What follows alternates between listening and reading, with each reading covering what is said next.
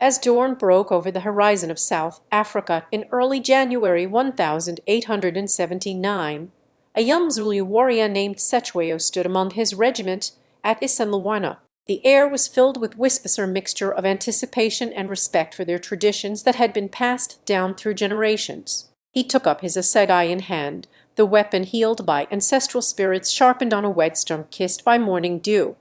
Its tip gleamed like silver under the burgeoning sun. Cetshwayo's heart matched the rhythmic thump of drums echoing across the rolling hills that led to Isandlwana, where thousands awaited orders from their king and battle was imminent against a foreign enemy. They had heard tales about the British soldiers cloaked in red. The Zulu regiments moved like water, agile, fluid, almost dance-like under Cetshwayo's command as he felt the collective energy of his people surging through him with each step taken towards their destiny. The heat was oppressive beneath that African sky sun so fierce it seemed to beat down upon them like a hammer forged in flames, intent on shaping fates and testing spirits. Cetshwayo wiped the sweat from his brow with one hand while clutching tightly onto another assegai. He could feel every particle of heat against him being absorbed by their regalia of shields adorned with cowries, spears tipped in ivory and horn. As a young warrior among elders, steeped in wisdom like Cetshwayo himself, was the pride that swelled within them all. It coursed through veins as if each drop of lifeblood were charged by ancestral might itself, pulsating with courage drawn from stories told under starlit skies. They knew their way to honor, not only for themselves, but also reverently toward those they hoped would listen to learn and respect the cultures that lay beyond Zululand's borders as well. Though Cetshwayo was among friends fighting alongside one another, there were moments of solitude where he found himself alone with his thoughts by a babbling brook or nestled within an ancient baobab tree, its vast trunk holding secrets older than time itself, whispered through rustles and creaks as the sun climbed higher in mid-afternoon sky. Cetshwayo's regiment would assemble once more before setting off for Isandlwana, their destination, where destiny awaited with open arms or closed fists if fortune did not favor them all on that day ahead when history itself could turn as sharp and swiftly as the tip of his weapon. The distant red-coated British camp shimmered like a mirage against an azure backdrop. Their presence alone was enough to send ripples across Cetshwayo's heart, for he knew they were there, their intentions unknown, though whispered rumors told tales that made the blood run cold even in sweltering heat. The Zulus had prepared meticulously over weeks leading up this critical day, strategies and tactics honed by generals of great renown. Yet Cetshwayo understood no matter how well they were planned for, war was unpredictable as the path ahead twisted like a river finding its course. It was not just about victory or defeat, but respecting each life taken in this pursuit, their cause rooted deeply within protecting sovereign zero and in way of life against encroachment, an invader's greedy gaze upon land that had nourished generations before them with its unfathomable depths. Cetshwayo looked towards the horizon, where blue skies met earth. He knew today was a test not only for his regiment, but also of endurance under harsh sun or torrential rains come tomorrow, when Zulus and Britons might find themselves on opposing sides, not just in battlefields, but perhaps understanding one another. As the day waned into twilight, Cetshwayo rested beside his fellow warriors within an encampment of their own, a temporary sanctuary where bones ached more than muscles from relentless marching and enduring a sun that seemed to lash out with unforgiving rays, yet spirits were unbroken.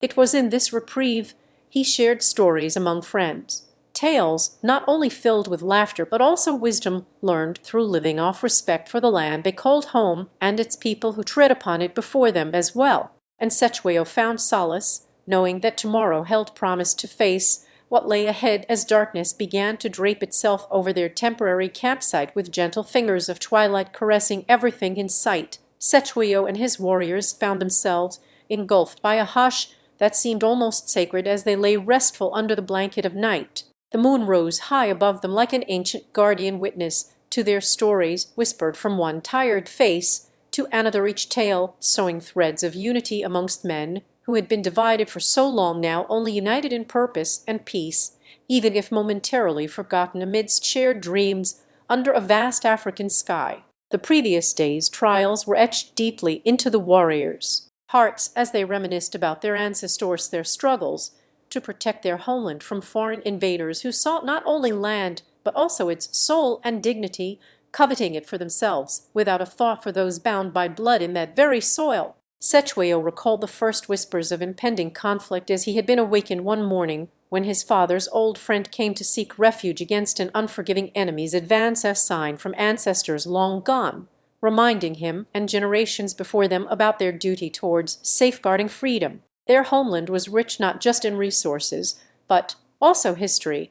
Cetewayo knew that every blade of grass swaying under the sun bore witness to countless footsteps. Some warriors' boots, braver than others, had trodden this earth as they fought for sovereignty. And tonight he closed his eyes, recalling tales of battles past where courage and unity triumphed over greed. Those stories would guide them through tomorrow's uncertainties, if only in spirit reminders that their strength was woven into the very fabric of this land they fought to protect. As Cetewayo drifted between sleep and consciousness, he dreamt vividly where his regiments marched as one under a shared banner painted with symbols sacred to all who called Zululand home, a symbol that represented not just war, but also peace and the respect for life. It was in these fleeting moments of reverie Cetewayo felt an inner calm, finding solace from his duties, wait as he stood firmly on unsteady grounds, a leader aware yet humbled by responsibility, understanding deeply that their fight extended beyond physical battles, it reached into the very souls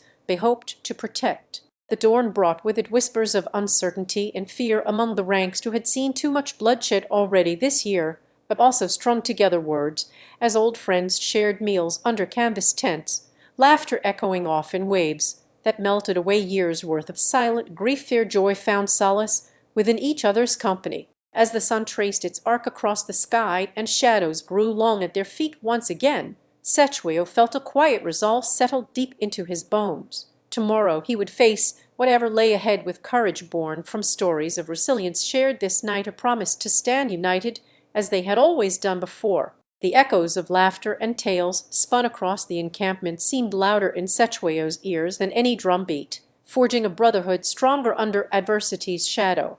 It was this camaraderie that would carry them forward through trials ahead, not just as warriors, but also guardians of memory and tradition. A promise to himself, whispered in the cool night air. When they were forced once again into battle, Cetewayo vowed he would fight not with hatred or vengeance for what had been lost, but rather out of love for his people's legacy, deserving preservation against any invader's greedy hand.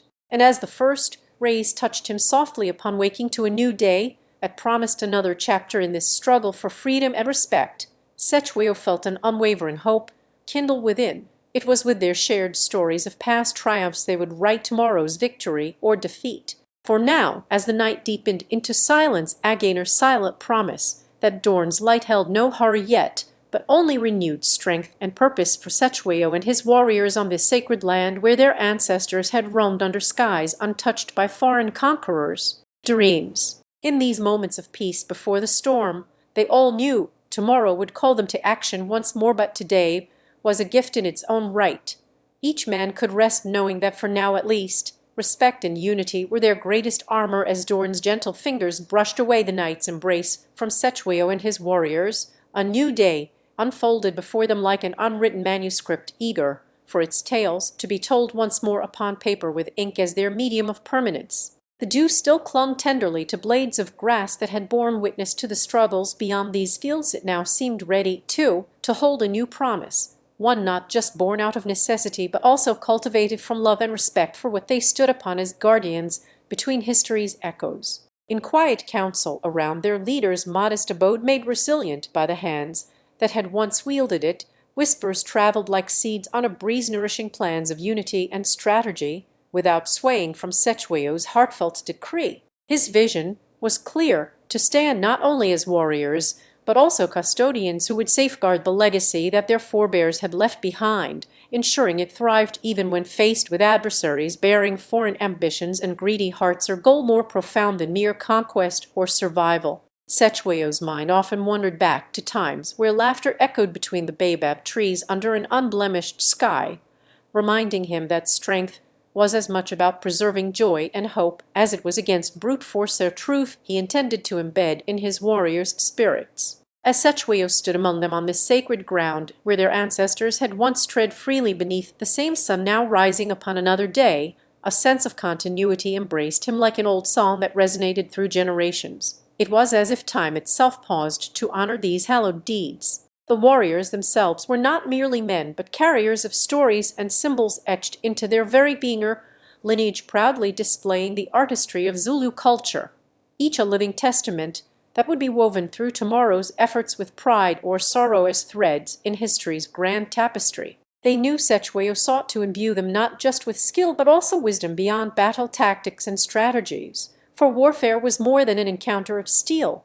It was a dance that demanded harmony between the rhythm of their steps or balance they would strive to maintain without falter. As Sechweyo looked out upon his men, who stood before him as brothers united in purpose and heartfelt resolve, he felt gratitude for these souls whose courage was matched by a profound sense of duty toward the land that had cradled their ancestors. Dreams, it made them fierce protectors not because they were compelled to fight, but out of love. This bond fortified Sechweyo's spirit, and as he imparted his thoughts upon an eager circle before him, a shared strength pulsate a force that would carry forth their legacy should the drums beckon them once again into life's unforgiving arena. Sechweyo spoke of nights spent under stars, which had witnessed countless such gatherings and tales, where wisdom was passed down as freely as water from a spring, each droplet vital to their survival, and Sechweyo intended for his men to be that perpetual source in times when the stream might run dry. The warriors listened with rapt attention. They knew every word carried weight like stones used by masons of old to build foundations unyielding against tremors and storms alike, fortifying their resolve within themselves, while Sechweyo spoke her foundation that would hold steadfast in any battle's fury. As the new day's light climbed higher into a sky yet void of impending doom, each warrior stood as an unbroken link to what had been and all they might become. Their swords were not merely tools, but extensions of will, an extension Sechweyo hoped would be directed with precision for the preservation of honor. They looked beyond themselves today, contemplating a future wherein respect was exchanged freely as one man's hand clasped another's across divided lands and hearts. This vision imbued in them an armor more robust than any shield or spear could provide against encroaching darkness. Sechweyo shared with his men the tales of their ancestors, how they lived, loved fiercely, under skies unmarred by conquest's shadow, and how Sechweyo himself was but a child when whispers first reached him about impending challenges to sovranty. Such stories were not as daybreak painted a golden hue across the savannah and dew-kissed grass shimmered under its touch. Sechweyo looked upon his warriors not just as soldiers, but as bearers of legacy or lineage that had thrived through seasons both harsh and kind. They were kin to those who once wandered this land freely with spirits unchained by the yoke of subjugation or fear, their laughter echoing like a river's melody among trees heavy with wisdom-laden fruit. One such tale was that of Mhlango and his love for Nokathi, a bond as natural to them both as breath in air. Underneath the watchful eyes of ancestors, they had pledged fidelity against all odds, their union a testament to an enduring strength no foreigners could shatter. Sechweyo spoke this tale not just for remembrance, but also as affirmation that in unity and love lay the power to transcend divisions, whether they were drawn across lands or hearts divided by conflict. The stories served a dual purpose. They honored the past while weaving seeds of hope within their soul, seeds which Sechweyo nurtured with every word spoken in confidence and trust between leader and led. In these tales, he saw not just remnants of history, but mirrors reflecting possible futures, where respect was currency shared among all who sought peace under his reign. Sechweyo's heart swelled as the warriors absorbed every nuance in their chieftain's voice, for Sechweyo knew that this reverence would manifest itself not only on battleground, but within halls of negotiation, where words were wielded with precision to mend rather than sever. The sun now reached its zenith as the day grew full and warmer, testament to their unwavering resolve against encroaching darkness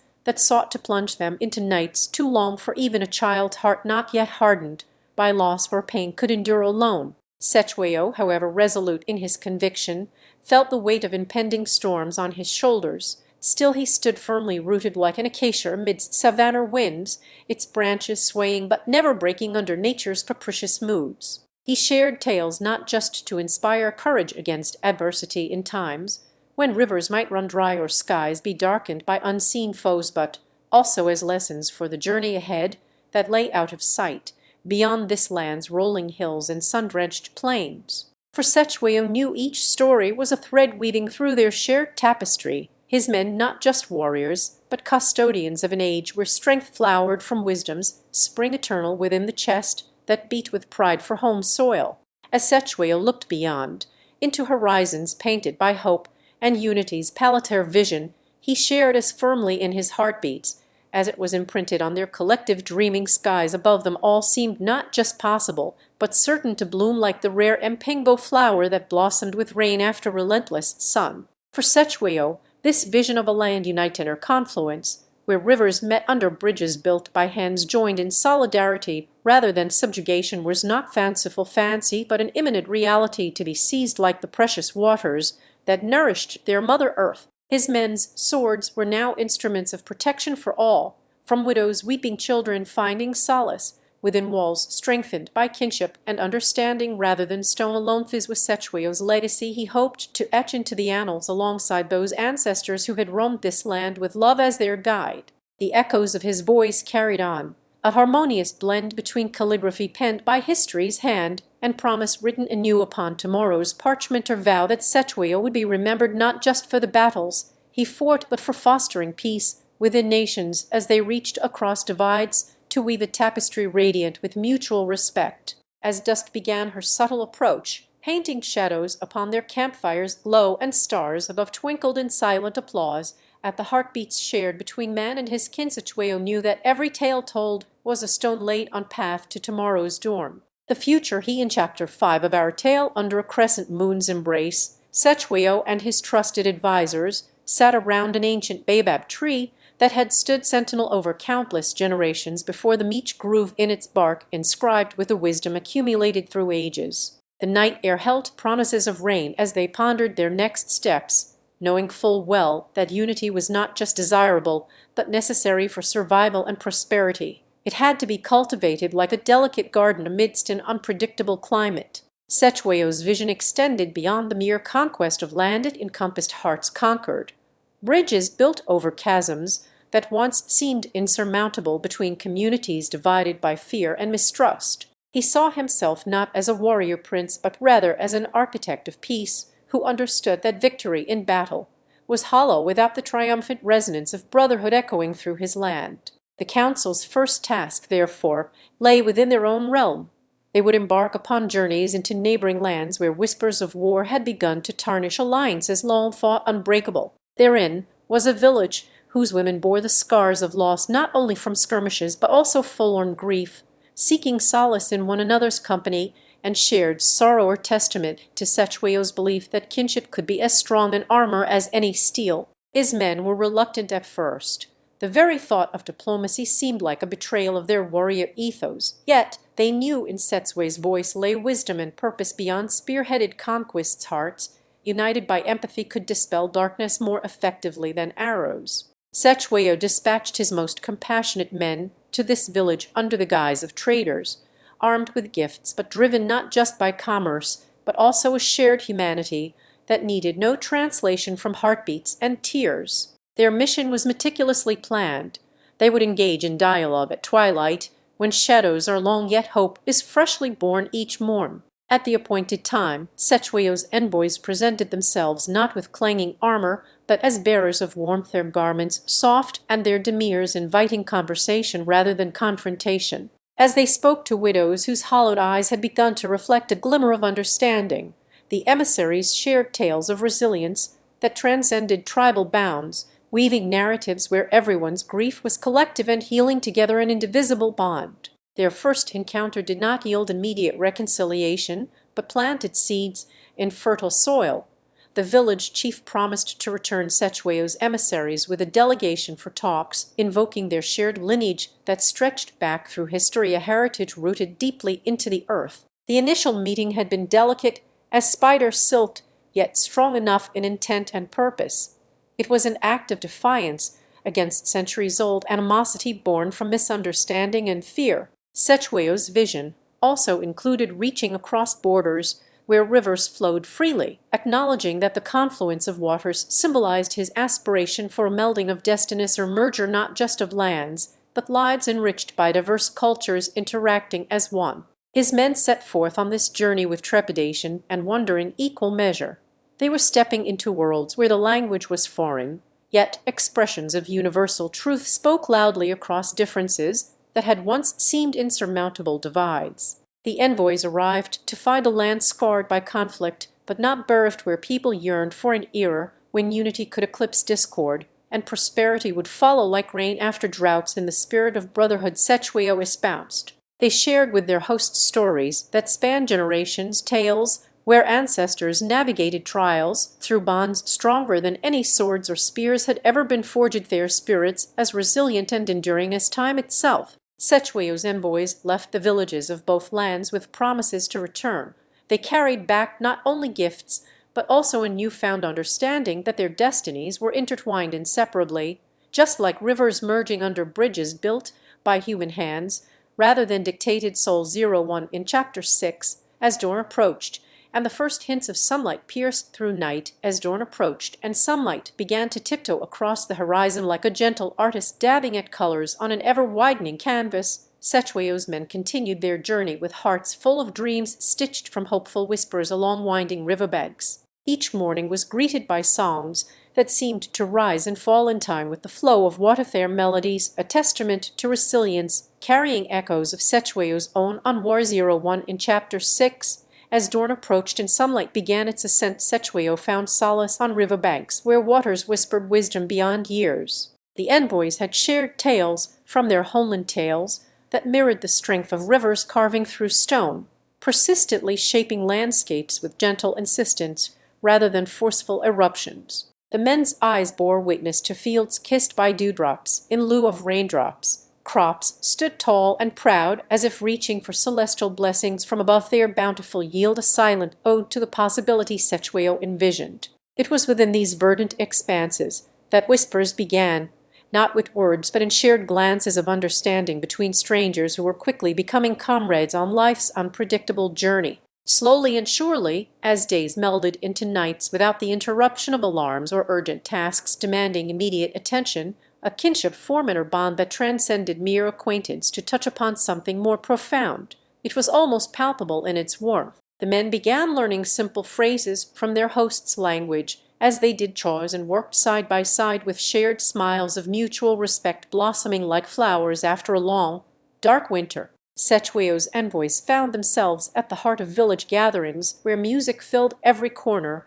painting sounds upon listeners that soared high into their souls and wrapped around them in an embrace as comforting as it was transcendental, rhythm akin to ancient drums whose beats had marched through history's tumultuous moments. The envoys felt the vibrations of tambourines, percussion instruments that spoke directly from their own people's heartstrings in an endless dance where every beat resonated with shared human experiences, or language universal and yet as unique to each culture as fingerprints upon skin or snowflakes beneath feet. As Sechweo's men took part, they realized that the art of drumming was a unifier. It did not speak directly but felt deeply within their chests where ancestors' courageous battles at once raged. Their drums now carried promises for peace and understanding to ring out across divides. Underneath star-strewn skies, when the moon's silvered light blanketed all in quiet reflection of its own journey through darkness before emerging anew each night, Sechweo's envoys shared a meal with their hosts, or feast,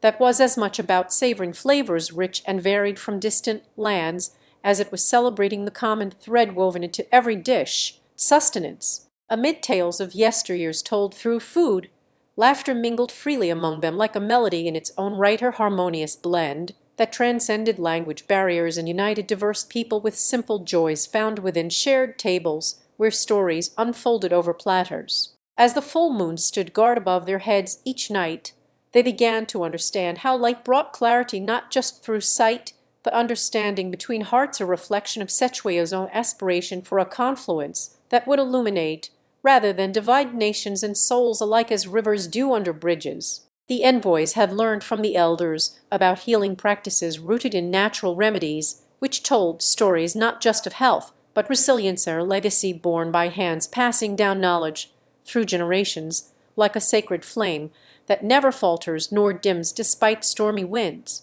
In shared experiences with local healers and shamans who guided them to see beyond the physical realm, Setchwayo's men felt an intrinsic connection like rivers flowing towards oceans yet acknowledging their sources that gave life's elixir in abundance. They too were part of a continuum where past met present and future. The envoys realized the significance of oral histories, tales not just as Chapter 6 drew to a gentle close under an indigo sky.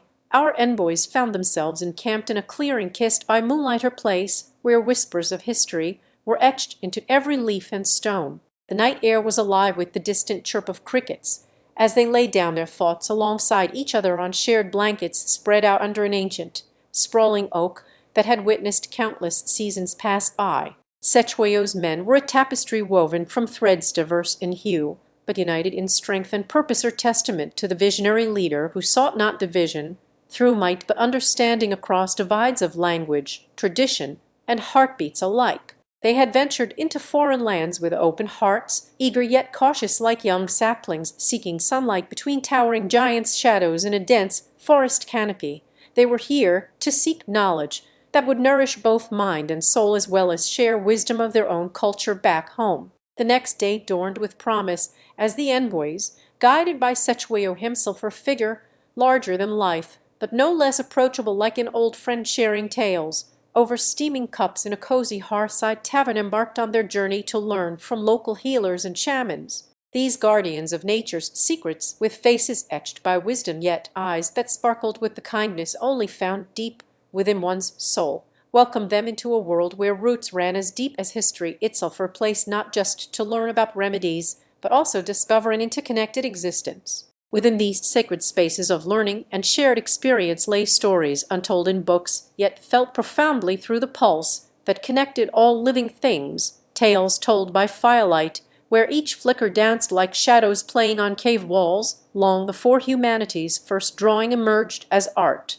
Here they encountered healers who whispered secrets to plants and poultices drawn from nature's palataire legacy of resilience that had flowed through generations, a river carrying life-giving water nourishing the parched earth beneath their feet, while respecting every droplet for its role in sustaining existence. Through hands calloused yet gentle as they passed along ancient knowledge, like torchbearers of forgotten knowledge that spoke not just of curing ailments but understanding life's rhythms, the cyclical dance between seasons and survival, where every bloom told stories about resilience. The envoys listened with rapt attention as each healer imparted tales intertwined with herbs whose scents carried whispers of ancestral memorous remembrances that had been safeguarded within the heartbeats of their communities across generations, a living library nestled in every root and blossom. Their days unfolded like petals under Setchwayo's guidance. They wove through villages where laughter echoed over streams as children played without distinction between friend or foe, a symphony of innocence that resonated with the envoys,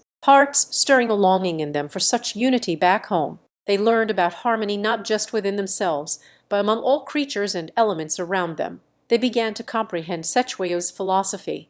Light did more than pierce darkness, it illuminated understanding between disparate beings as rivers, free from stagnation yet embracing flow beneath bridges. The envoys spent nights under celestial guardians listening for the heartbeat of humanity that connected distant lands and hearts alike.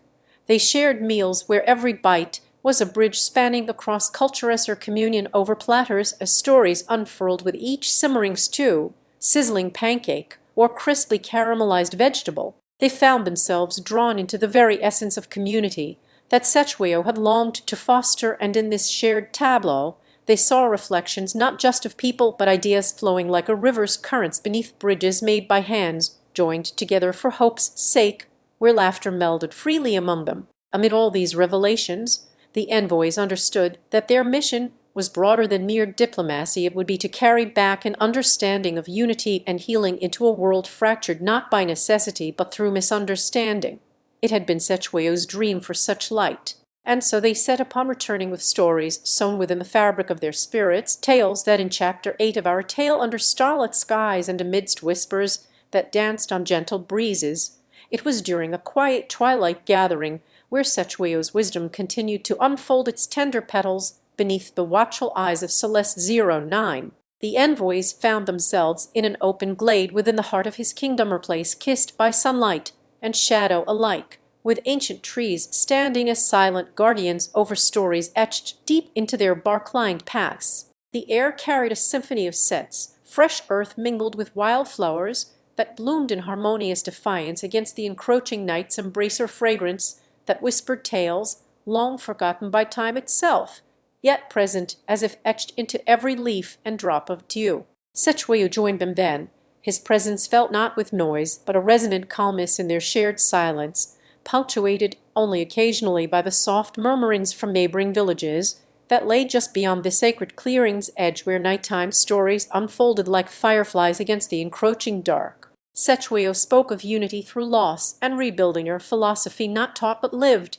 a tapestry woven with threads drawn from every corner of his people's lives. He shared tales that echoed in their bones, as if each word was an ancestor's voice calling to the present. He told them of wars fought for landscapes and hearts alike, their history, where bridges were built not just over rivers, but between souls, carrying hopes across divides with every stone laid down by hands joined together in peaceful resolve rather than discordant quarrels. The envoys listened intently as the Zulu king recounted a time when his people learned to dance under skies painted gray and red alike, a celebration of life that embraced all seasons, where laughter rose like steam from shared meals amidst friends turned family through trials overcome. His words weaved around them so tightly they could feel the pulse of a community heartbeat in sync with Setchwayo's own rhythmic breathing or cadence that spoke louder than any speech before, teaching lessons not found within text but whispered into being through shared experience. Setchwayo's eyes twinkled like stars as he unveiled the legacy of his ancestors. Their stories were carried forward by him and now entrusted to those willing hearts by cross-seared duty that transcended mere diplomacy, transforming it into a mission for global kinship. He spoke with prideful humility about how they could carry back more than just words from the land of Zulu kings. He imparted upon them knowledge as precious and fleeting as butterfly wings in springtime sunlight, or wisdom that would seed understanding, bloom into empathy's flowers across a world fractured by shadows cast not on mountains or through rivers but within the hearts of men. As Setchwayo wove dreams of tomorrow with threads from yesterday and today, an unspoken agreement was formed among those gathered or pact that promised to be carried forward like seeds in a far-reaching wind's embrace across continents, where they would find new soil. The envoys knew their journey backward through time's riverbed wasn't just one of observation, but an odyssey destined for return with the lifeblood needed to heal wounds not easily mended by words alone. It was a pilgrimage that promised light where there had been none before. The night's embrace grew heavier as Setchwayo shared how unity could be cultivated, like gardens, careful tending of relationships and trust until they bore the fruit of collective well-being, watered by understanding's rain that fell from one heart to another in a cascade. And so he spoke not only with his voice, but through actions, inviting them into hands clasped together for prayer or shared labor beneath canopies where stories were nurtured like saplings reaching towards the sun's embrace, growing stronger and more interconnected as they did, a living testament to Setchwayo's belief that community was not a mere concept but an act of continuous cultivation. In this sacred glade bathed in moonlight, where stories flowed like rivers beneath bridges built by hands joined together for hope's sake, the envoys found themselves transformed, no longer just visitors to Setchwayo's realm, but bearers of its soul and spirit across oceans vast as horizons. In Chapter 9 of our tale, as dawn began to caress the horizon with hues of orange and pink, her painter's most vibrant touches on a tranquil canvas, envoys found themselves in silent reverie within Setchwayo's sacred glade. The very air seemed infused with hope. Each breath they drew felt like drawing strength from an unseen yet ever-present force that pulsed through the land itself, carrying whispers of wisdom and unity to their ears. The sun began its ascent slowly above them, a golden orb cradled tenderly in a cerulean sky before it reached for heights too grand for mere mortals to touch fully without consequence or fear. Yet Setchwayo's glade, where the night's embrace had been heavy and full of promise, now gave way gently underfoot, as if walking on clouds woven from dreams themselves. Setchwayo greeted them with a kind word for each soul gathered at his side. Their faces were etched with lines drawn by life's unpredictable journey, yet beneath the furrows of experience lay an openness to change and growth that drew warmth into Setchwayo's heart. As they shared tea brewed from leaves harvested in times both bitter and sweet, times when communities had been torn asunder not out of malice but misunderstanding alone, Cetshwayo spoke with a timbre richer than the earth beneath their feet, his words sowing seeds that would grow into mighty baobabs within each listener's heart. "My friends," Cetshwayo began softly as he watched tendrils of steam curl upwards like serpents rising from primordial waters to kiss sunlight above them in their own sacred glade, "we are but vessels for a greater spirit that resides within us, a life fire stoked not by flint nor oil, but kindling, nurtured with compassion and understanding. To heal is an art. It requires patience like the growth of trees from acorn to mighty oak before they can shelter generations." The envoys listened as Cetshwayo recounted tales not unlike those sung by bards under starlit skies in times long past, tales that wove history with myth, where heroes were born not just of blood and birthright, but from the shared dreams held aloft on every breath taken together. They spoke now not only as individuals who had crossed continents to learn his ways, but as keepers of a legacy far greater than themselves, or pilgrimage that sought more within them, something Cetshwayo's heart knew would return full circle back into the world from whence they came. Throughout their stay in this glade, where every stone and leaf seemed to resonate with purposeful existence, conversations evolved like rivers finding paths through mountains, meandering at first but gaining momentum as obstacles were navigated together. Shared laughter echoed against the ancient trees that had borne witness to countless cycles of life. The envoys discovered within themselves a harmony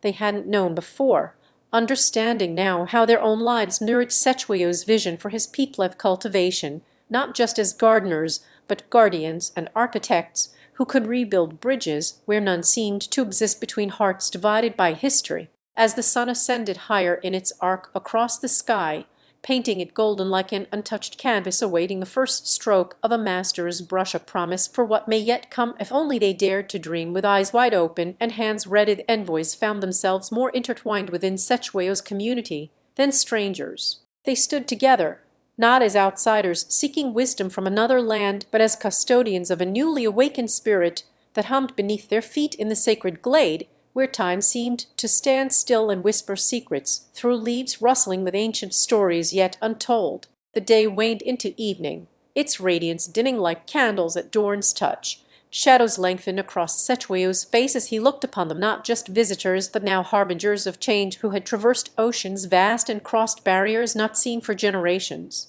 In their hands they carried the water needed to quench wounds that language alone could never cure, a pilgrimage end marked by promises made beneath canopies where stories were sown like seeds in fertile ground. As Cetshwayo escorted them towards an exit, not with farewell, but rather as guides leading the way back home, as twilight deepened and painted a tapestry of purples in the sky above Cetshwayo's sacred glade, an air thick with resolve enveloped our unexpected guests, their presence now as much his own heartbeat as their shared breath upon lips that had long parted. The day's journey was not yet complete. It lingered at its zenith like a pause in music before the crescendo of nightfall, and within this sacred space they felt an unspoken understanding take root between the macommunion, transcending words spoken or left unsaid on lips that had tasted so many tongues. Cetshwayo led his guests towards a gentle stream winding like silver threads through the heart of nature's sanctuary, where each drop bore witness to histories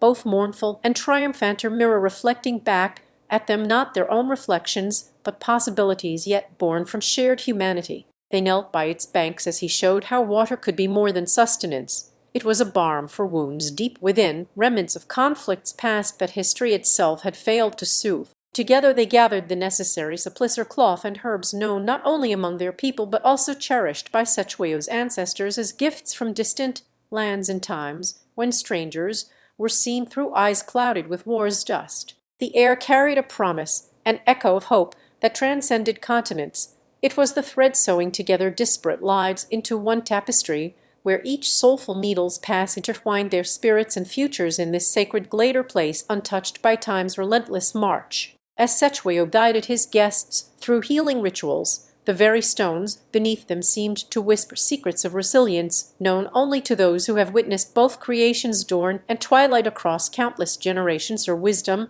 that no scholar's pen could etch upon parchment. Tenderness flowed between every gesture, as they moved in rhythm, a dance born not from rehearsal, but the genuine pulse of empathy for those who had suffered and loved through unfathomable pain or balm that mended more than flesh. It knit together their divided hearts. As night draped its velvet cloak over Sechueo's land, a fire was kindled by the flickering flames of new-found bonds and aspirations to foster healing far beyond this glade's embracer beacon that would guide them in their mission across oceans. They had not come as mere observers, but guardians who understood now more than ever, through unities forged they could craft a future where understanding triumphed over division and peace was woven into the very fabric of existence like threads dyed with colors richer than any palette human hands might dare conjure. Within their shared silence lay conversations unspoken yet profoundly understood, or symphony heard in every heartbeat, a dialogue that needed no translation, for it was etched into the essence of who they were now become as one. Not merely visitors, but voyagers, with purpose and resolve to bridge worlds separated by time's vast expanse. As Sechueo escorted them towards an Exeter gateway back home where their journey began, or a threshold leading forward, his hand in their joint hands was firm yet gentle like the touch of morning dew upon grass, as they stepped from this sacred space that had changed everything about who he and these souls were.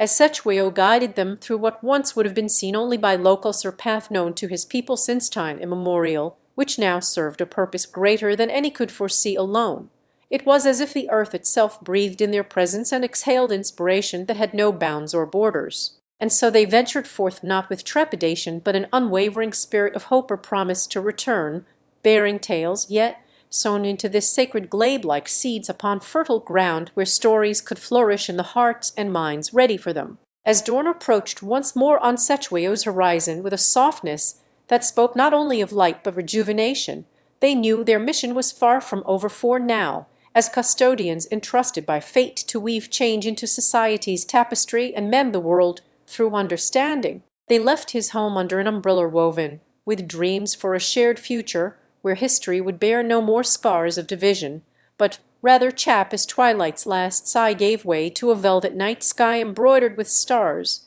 They found themselves under an ancient tree whose roots delved deep into history itself, and branches whispered secrets of olden times, when unity was not just ideal, but the very essence that had nurtured Sechueo's ancestors. The canopy above them rustled, as though in approval, or perhaps to offer its silent strength on their journey ahead, a comforting presence against which they could lean whenever doubt might whisper through the night air. This sacred glade was not just any place. It felt alive with potential and promise, an arena where past sorrows were laid down as offerings so that new hopes may bloom. And in these tender moments of reflection, under Sechueo's guidance, they uncovered the first seeds to be sown into fertile hearts across their land, stories of common humanity and shared dreams for a nation where no child would feel too heavy with burdens beyond bearing or small against vastness. Their path led them through forgotten hamlets that had once hummed with vibrant life, now echoing only memories like faint imprints on the earth's memory, a reminder of what was and a ghostly foreshadow of what might yet come to be again. As they journeyed from one place touched by sorrow's hand to another yearning still, their spirits carried within them Sechueo's teachings, that understanding blooms in the soil watered with compassionate conversations and sunlight filtered through open minds not just between people but across generations. As dawn approached once more on Sechueo's horizon with a softness not merely of light but rejuvenation, they knew their mission was far from over, for now as custodians entrusted by fate to weave change into society's tapestry and mend the world through understanding, they left his home under an umbrella woven with dreams for a shared future, where history would bear no more scars of division, but rather chapters penned in unity's indelible ink, each tale intertwined like braided cables beneath strong yet gentle hands that had held firm through life's stormy seas. In the days to come they traveled far and wide to distant villages where laughter was scarce but hope still flickered within eyes glazed with resilience, across sprawling plains echoing only whispers of wind as harbingers for change yet unspoken by mouths that had heard too many tales not meant to be told. They spoke truth and listened deeply.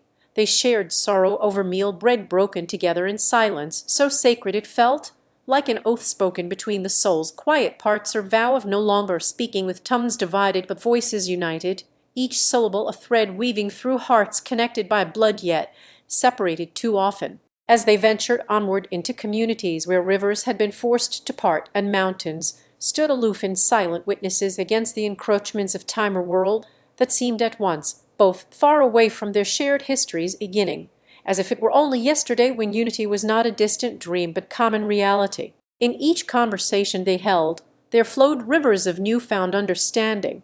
How water knows no boundaries and yet nourishes the land in its entirety, or should hearts find ways to meld individuality into collective strength without losing themselves along the way. In every village visited under Setchwayo's watchful eye, where sunsets painted skies with hope, they shared stories of those who had come before them, heroes and healers whose spirits still danced in silent halls within their hearts if one only knew how to listen closely enough for the echo. They learned that while history may bear witness through stone inscriptions or timeless tales passed down like treasured family jewels, it is also written every day anew by hands willing to shape a future with kindness as its chisel and empathy as hammer, a legacy of hopeful hearts never once bowed before the weight of past grievances. And so they sowed into these fertile grounds where history had long forgotten to bloom, seeds that would sprout in minds open not just for tales, but understanding's rich soil. A shared future painted across canvases vast as oceans and intricate as the fine patterns of sand dunes, sculpting stories under shifting sands. Under Setchwayo's guidance, their compass calibrated by empathy, wisdom woven through experience like threads in an ancestral tapestry that covered shoulders warm with purpose beneath stala skies. Chapter 12 began at dawn's first light, when Setchwayo greeted each villager not as subjects, but as custodians of their own destinies and bearers of his legacy, instilling a sense of shared responsibility for nurturing hope within themselves and in the land around them. The king spoke to them with compassion that resonated like morning bird song across the valley, clear messages wrapped delicately between notes about interdependence rather than dominance. In this chapter, we witnessed a young artisan named Tandy, who had always been more comfortable in her own company, but felt an urge to reach beyond herself for something greater as she heard Setchwayo's voice echoing the importance of unity and shared strength through individuality's careful meld. Inspired by these teachings, she decided it was time to create a work that could embody this message, not just within her village but resonate with those who had yet to hear their own stories reflected in artistry or heard echoes from the past whispered into being once more for all ears alike. Tandy's hands moved deftly as she began etching designs, each stroke a silent testament of history blending seamlessly with threads of hope and collective spirit woven through her village's very essence, an amalgamation that spoke volumes without utterance but needed no grand gestures to be felt. The intricate patterns on the fabric began as simple shapes, much like Setchwayo's words in Chapter 11, gentle yet profoundly impactful when combined into a greater whole. They grew more complex and interwoven with time's passage, telling tales of love lost but never forgotten within their folds. She invited her fellow villagers to see the patterns emerge, each one adding an element inspired by his or her own story under Setchwayo's rule. A healer whose hands brought solace and strength, warriors who stood guard over peace as fiercely as they did their kin, all tales flowing into Tandy's creation. With every addition, the village watched in silence, but saw themselves reflected back from these living artifacts of unity interwoven with individual experiences shining through shared purpose under Setchwayo's guidance. Together, villagers started to see that they did not just inherit a land or even an empire. What awaited them was the chance to etch their own Legger 01NS into it. Stories yet untold and paths forward still unfolding with each sunrise painting skies of possibility. They learned from Setchwayo's example that empathy could serve as a foundation upon which all else is built, guiding them toward creating not just for today, but also crafting legacies to inspire tomorrow's hopeful hearts beneath countless stars witnessed by silent ancestors who once danced in these same grounds. As Tandy's creation neared completion and the villagers came together on a night of celebration, they watched as her designs began glowing softly, not with fire or lantern light, but from their own joint hopes for tomorrow kindled within its fibers under Setchwayo's wise reign. The collective spirit had been woven into this fabric by many hands and hearts over time. It now stood completed as a testament to unity, resilience, hope, an emblem of shared strength that would carry their stories forward across generations, like the enduring legacy Sechweo himself left behind under his compassionate reign. And in this moment, when hands joined and eyes met upon seeing Tandy's masterpiece come to life through collective endeavor, they understood more deeply than ever that while history may bear witness with stone inscriptions or timeless tales passed down like treasured family jewels, it is also written every day anew by hands willing, and now able due to the lessons learned from Sechweo's teachings. So they sowed into these fertile grounds, where history had long forgotten, to bloom their shared future painted as twilight deepened into night's embrace. Elder Jengo took his seat atop an aged oak stump beside Tandy, not her creator, but now entrusted to oversee its revelation under Sechweo's guidance, which inspired such communal spirit and dedication. His voice was calm as he spoke of the past, tales where once mighty warriors had stood fearless, just like those who would come after them in times less kind, their unity tested by trials that sought to tear rather than build. Tandy's masterpiece lay beneath hurting hands and watchful eyes as they worked with a collective breath held tight between expectation and reverence for the journey thus far, each thread representing not just individual contribution, but shared memories of survival through Sechweo's reign, an epoch when his words nurtured resilience in hearts that knew no other form. The fabric began to glow softly as hands joined over it like constellations spreading across a sky, each point joining with another, creating patterns reflective of community and interdependence taught by Sechweo himself, the same wisdom his people had passed down through whispered lullabies under African skies. Sighs escaped lips that knew freedom's taste in moments past, yet found themselves yearning for its promise within this singular thread's glow, a testament to their aspirations and dreams of what lay ahead, an echo of Sechweo's vision, where harmony was not just wished upon, but woven into the very fabric of society. As hands plied over textiles with reverence for each other as much as they held within them, eyes met across shared glances that spoke volumes beyond words unsaid, a silent acknowledgment to all who had come before and those yet treading beneath these stars on paths intertwined like the very threads of their creation. The night was alive with more than just Tandy's craft. It carried songs, both old and new, that rose in harmony as they mingled. A symphony spun from hopeful hearts beating under Sechweo's watchful spirit, which had once traversed this land on horseback or foot. The rhythm found resonance within the walls of each home where tales were shared, laughter and music filling spaces that harbored both joyous festivities and moments when strength was summoned from depths untold, a testament to Sechweo's teachings on unity in adversity. Children danced under blankets woven with care by mothers who had learned the importance of community resilience not just through words, but demonstrated every day since their grandfathers first took up arms for their people's freedom, a legacy as tangible within these textiles and songs that now filled the air. As hands joined over Tandy's creation in unison with Sechweo, remembered fondly by all who had known him, spirits were lifted knowing their shared stories would continue to be told through this emblem of collective aspiration, a symbol as much for future generations as it was homage to the past. The fabric grew luminous in its glow under hands that carried within them tales of survival and strength, an ever-present reminder woven into their shared history by ancestors who had fought not just with spears, but also through unity. A flame kindled beneath Sechweo's reign, which now promised to light the way forward. As Tandy watched her artwork come alive before them, she thought of how this very ground once echoed only war drums and cries for freedom under Sechweo's rule. Yet here they stood in celebration where peace prevailed, a testament that though history may be written by the victors for those who endure hardship most silently within their own hearts. Tonight, as hands joined to complete Tandy's masterpiece under Sechweo's wise shadow, which had once graced this very ground during his reign of compassion and justice, a period as twilight settled upon their land like a gentle blanket over weary shoulders, Tandy and her companions found themselves in an uncharacteristic moment of quiet reflection on what had transpired since the great gathering at Sechweo's summoned hilltop. The air was still laden with whispers from days past, where once stood soldiers fierce as storm clouds. Now there were only smiles and gentle chuckles shared over stories woven together like a tapestry of human resilience against the backdrop of their ancestors' struggles for freedom.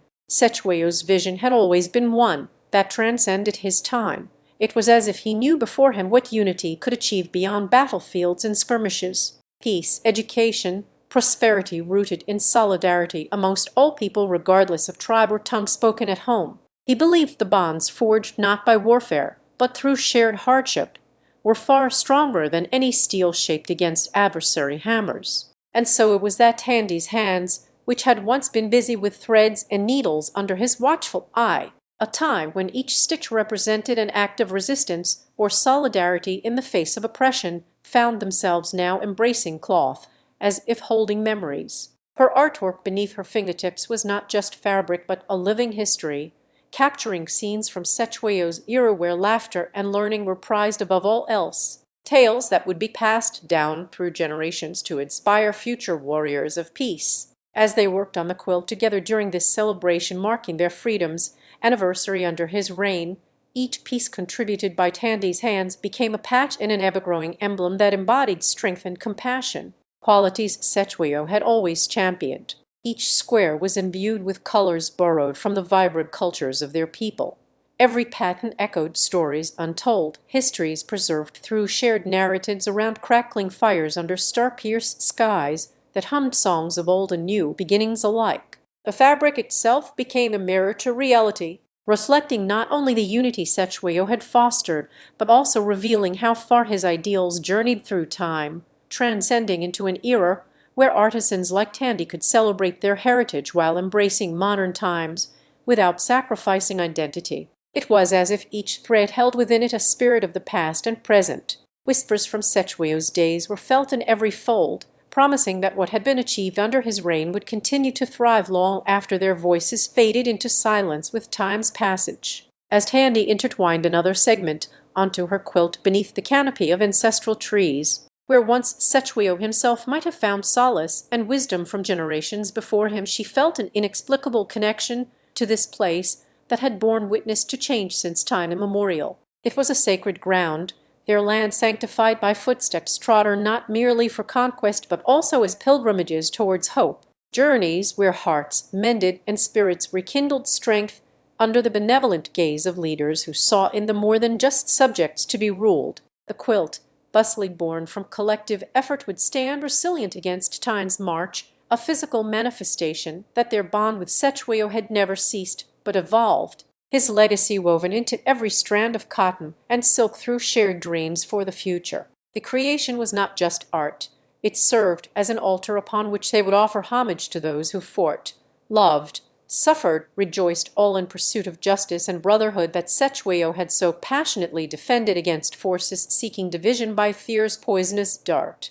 These hands joined, some gnarled with age like ancient trees bearing the scars of countless seasons, yet still possessing a firmness born from unwavering resolve, and others young but imbued within them an echo that resonated back through history's corridor to Setchwayo's days. They knew now what had once been believed impossible. Freedom was not just about the end of chains clinking against iron beneath boots. It required a ceaseless forging and mending, continuous stitching together from one generation backward till they found themselves in hands like Tandy's today, working over their ancestors' shoulders. As stars emerged to punctuate the quilt had been born from collective hands, some gnarled with age like ancient trees bearing scars that whispered tales across seasons, others young, but within them resonated the echo of past sacrifices reverberating through history's corridor to Setchwayo's days. It was a laborious endeavor for these artisans, an altar crafting not just fabric and thread, but also memories into every weave on this magnificent quilt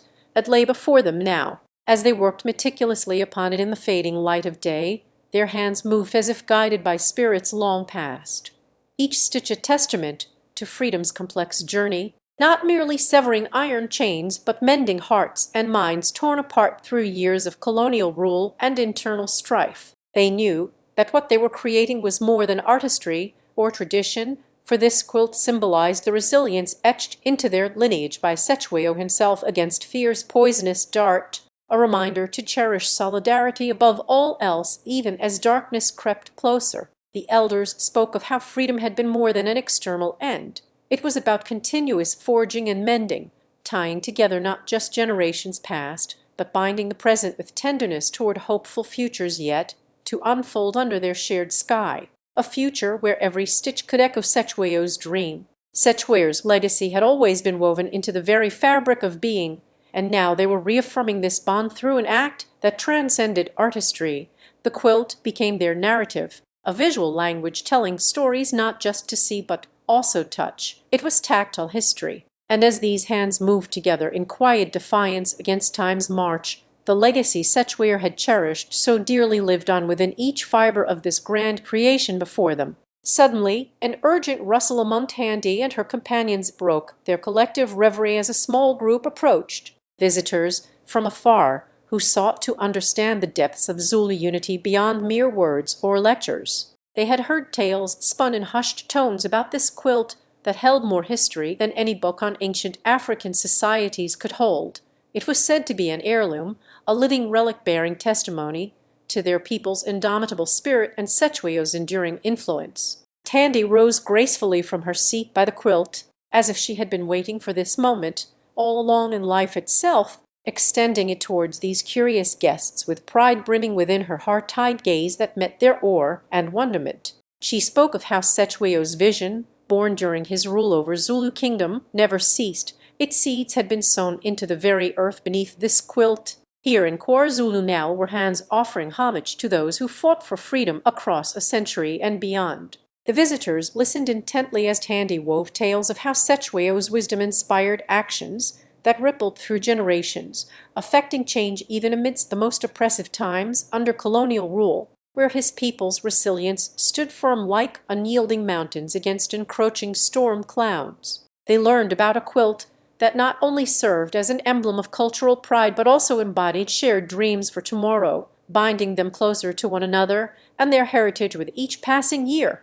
It was Setchwayo's heart beating within the threads, his enduring spirit manifest in every stitch. As night enveloped KwaZulu Natal entirely, painting stars upon a darkened sky like scattered diamonds over an imperial crown, Tandy and her companions gathered around this remarkable quilt to share more stories of freedom's journey, each tale sowing hope into their listeners' hearts as intricately as the hands that crafted these threads. They spoke with reverence for Setch as Tandy's voice carried over the cool night breeze of KwaZulu Natal. She continued to recount tales woven with threads from history and embroidered into her cherished quilt under a canopy sprinkled by moonlight. Each tale was another stitch in time, telling stories that celebrated not only Setchwayo's bravery, but also the undying spirit of freedom he left behind for his people to carry forward through generations. The night is our kingdom, and under its dominion, Tandy began with a hushed reverence, as if fearing her words might disturb sleep itself. Setchwayo led us not just in battles, but also inspired the hearts of his followers to dream. She paused briefly before continuing. His wisdom was our guiding star. It shone brightly even on days when despair sought to darken its light. The listeners, enveloped by a blanket woven with tales as colorful and intricate as the patterns of their quilt, nodded along at Tandy's storytelling. They could almost feel Setchwayo's presence in this sacred gathering, an invisible thread connecting past to present within KwaZulu Natal itself. Setchwayo never sought war for the sake of conflict. She shared, her voice a soothing balm against their restless thoughts about freedom and colonial resistance that once tormented them like echoes in ancient caves. His vision was grand, one where his people would thrive not just by conquest but through unity. She paused again as Tandy's eyes, shimmering under the night sky's celestial dome, held each listener captive for a moment longer than necessary. They felt Setchwayo's heartbeat synchronizing with their own. It was his belief in education that fortified our resolve. She continued, as soft chuckles rippled through her audience. He knew knowledge could be the mightiest spear against oppressors. Tandy's hands fluttered like butterflies, guiding them over a quilt patch where Setchwayo had once stood in council with his advisors, their faces etched into history as they strategized for autonomy. He was not one to shy from adversity. She narrated gently, her words mirroring the smooth flow of KwaZulu Natal's rivers that carved through landscapes and time alike. Our king believed in peace as fiercely as he did battle, Tandy said with a smile brushing over sad memories like sunlight on dew, forcing enemies to see the strength of our resolve without ever drawing blood. The listeners leaned forward eagerly for more. They felt himself at their side, We celebrated even in sorrow. She continued, as if recalling shared grief from a collective memory pulled deep within them all, and we danced when darkness sought to claim us. Candy's voice rose and fell with the cadence of history. Each word was an echo across time. When Setchwayo passed, her voice lowered as if in reverence for silence itself that followed his death at Ulundi. It felt like we lost our heartbeat. The listeners, breath hitched together with hers, a collective sigh of acknowledgment to the loss and endurance. They knew they carried Setchwayo's spirit within them all as surely now as if he had been there beside them, his essence interlaced in their very fibers like threads through quilt fabric. And we survived. Tandy continued with pride undimmed by the weight of history upon her shoulders or those around her. For Setchwayo taught us that our greatest weapon was love for each other and faith within ourselves. She paused, allowing their own memories to intertwine like strands on a loom, as she spoke about resistance movements under colonial rule, the nonviolent ways they challenged oppression without drawing bloodshed. There seemed an almost tangible force of determination and unity among them all that night, binding their shared history with Setchwayo's memory into one unbreakable chain. We faced our fears, Candy narrated, as if the listeners themselves were standing defiant against shadowed tyrants in bygone days, for we knew freedom was never just a dream for us. They felt it pulsing within their chests, Setchwayo's enduring spirit coursing through every vein. As she spoke of modern times in Chapter 17 of our tale, as we delve deeper into modern times and yet maintain a connection with Setchwayo's enduring spirit that binds us together like an unbreakable chain forged through generations, Tandy recounted stories from her grandparents who had witnessed the dawn of independence. Her voice became softer as she weaved tales of struggle and sacrifice into a tapestry rich with lessons on resilience that seemed to echo in every heartbeat present therein, including ours, where his memory still lives within us. Before this land could taste the sweetness of freedom, Tandy began as she looked across, at each face illuminated by candlelight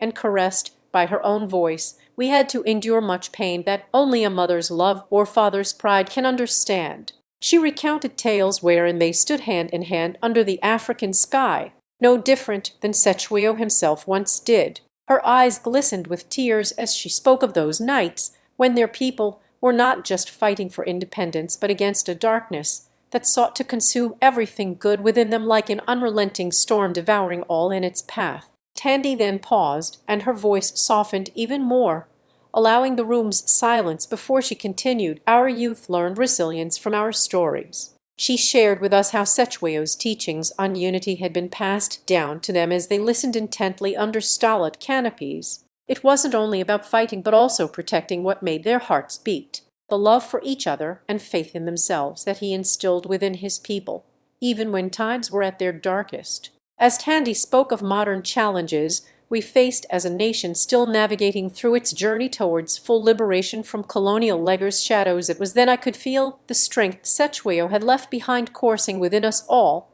pulsating in our chests like an eternal drumbeat. It felt right to be here with these stories, not just as listeners but participants of history, who carried forth his legacy through every breath we took and dreams yet unfulfilled for the future he never saw come to pass. Tandy's grandmother, Namsar, joined in sharing her experiences from a time when their voices were silenced under colonial rule's oppressive weight, times where they had found strength not through weapons but by coming together as one, handshakes replacing shovels and songs of hope outweighing cries for blood. Her recollections reminded us that Setchwayo's spirit lived on in every act of peaceful resistance, each step towards a brighter tomorrow where love was the only shield they used against tyranny's darkness. As Tandy and Nansar continued to speak about our shared heritage, how their people had stood firm even when faced with adversities that sought not just physical but emotional warfare, I realized we were more than survivors.